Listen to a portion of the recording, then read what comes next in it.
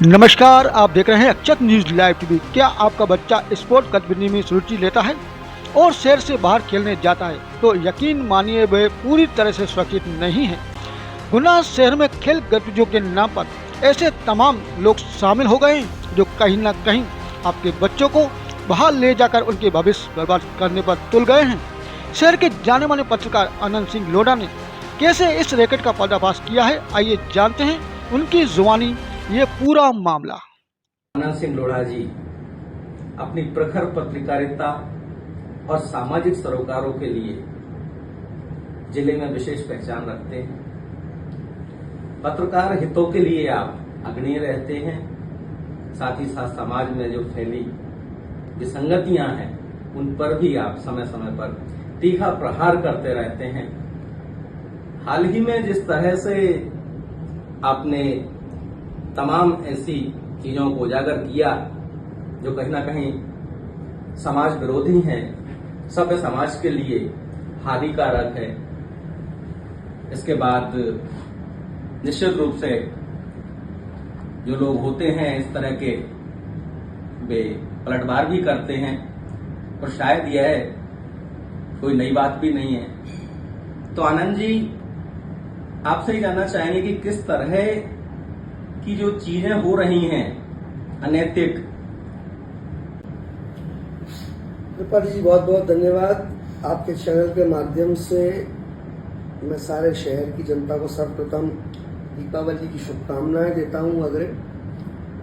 और आज जो मैं आप लोगों के सामने प्रस्तुत हुआ हूं उसके पीछे जो मेरा मंतव्य है, शहर, प्रदेश और शायद देश की जनता को, उनके परिवारों को, उनके परिवार के बच्चों को बचाने के लिए इस बात का मैं खुलासा करने जा रहा हूँ। देखिए, जनरली क्या होता है कि हम समाज में तमाम जो विसंगतियां हैं और तमाम तरह के जिस तरह के अपराध हैं, वो अपराध कई प्रकार के चल रहे हैं।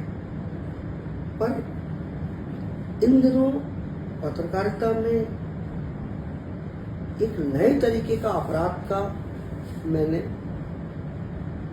उदय देखा। आपके घर में जो छोटे छोटे बच्चे होते हैं, उन बच्चों को स्पोर्ट्स का बहुत शौक होता है और कहीं ना कहीं पेरेंट्स भी चाहते हैं कि वो उनके बच्चे कल्चरल एक्टिविटीज, स्पोर्ट्स, इन चीजों से पढ़ाई के साथ साथ जुड़े।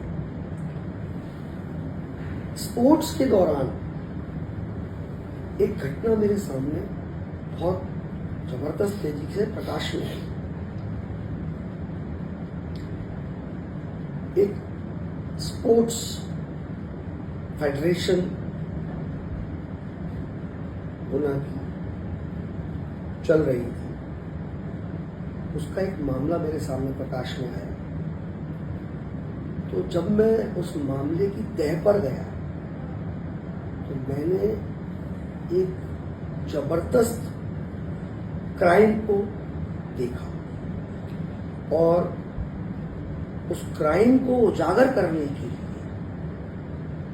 क्योंकि मैं एक पत्रकार हूं और मेरा समाज के प्रति नैतिक दायित्व है कि मैं अगर कोई विसंगति है उसको उजागर करूं, तो मैं उस अपराध की तह पे गया।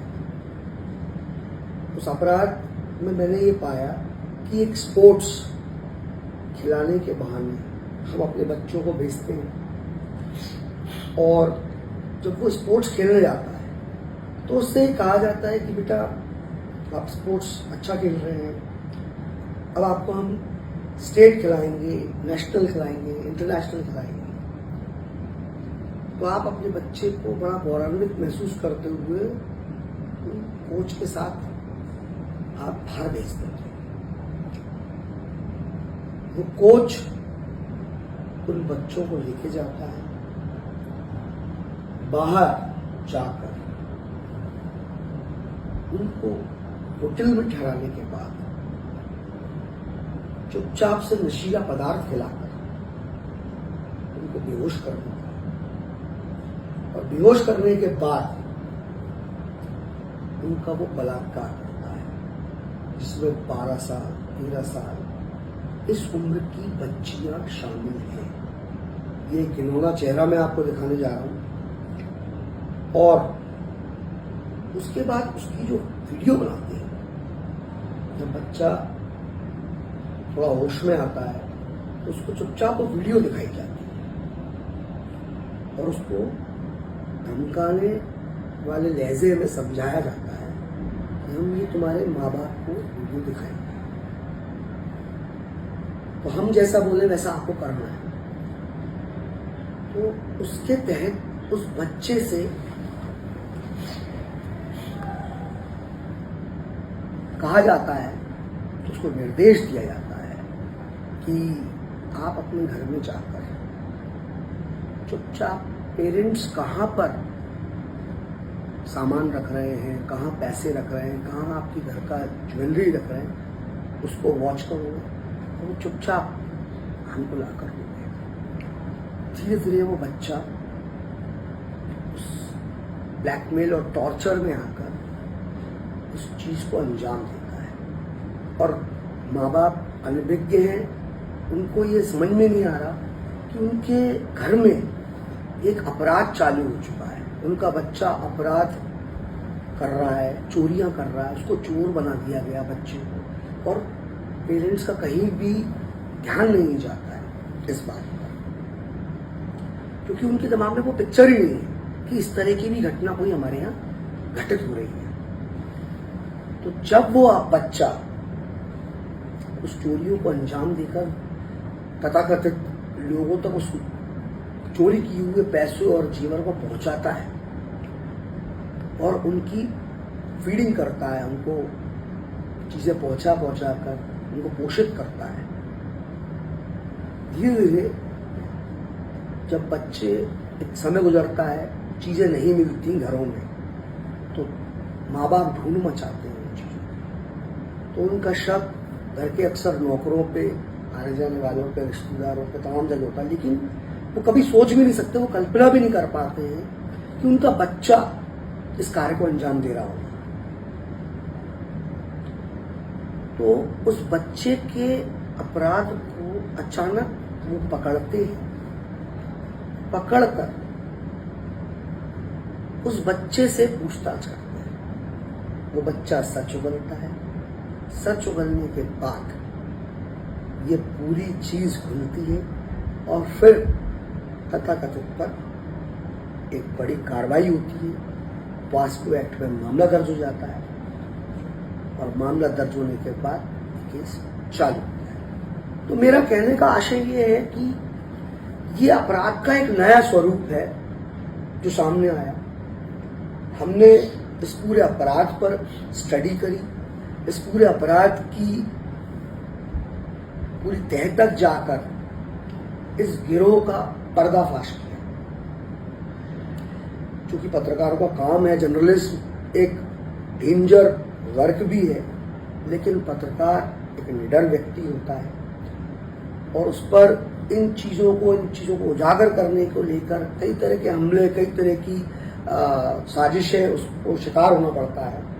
तो उस तहत अगर हम पर भी कोई इस तरह का एक्शन हो गया है तो हमें कोई उसकी चिंता नहीं करने की जरूरत है।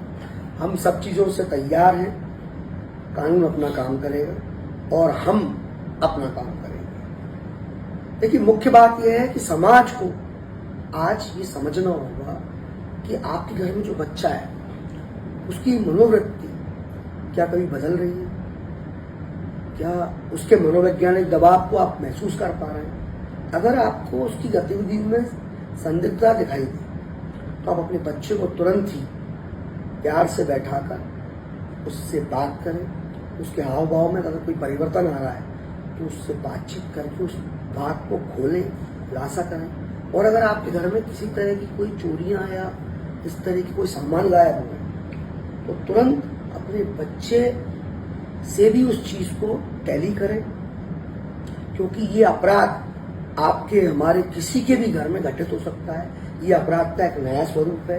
मैं सारे शहर की जनता को इस अपराध के बारे में बताकर चेताना चाहता हूँ और आगे से किसी घर में ऐसा घटनाक्रम न हो पाए, उसके लिए बहुत ज़रूरी है कि हम अपने बच्चे को जब किसी ऐसे स्थान पर भेजते हैं, किसी के साथ भेजते हैं, ट्यूशन पढ़ाने, कहीं भी किसी भी तरह की कोचिंग लेने, और बच्चे के हाव भाव में कोई परिवर्तन महसूस करें तो तुरंत उस बच्चे से बातचीत करें, उसकी मनोवैज्ञानिक स्थिति को समझें और फिर कोई बात करें। क्योंकि ये एक अपराध, इतना घृणित अपराध है जहां 12-13 साल के बच्चे एक सॉफ्ट टारगेट बन चुके हैं इन अपराधियों का।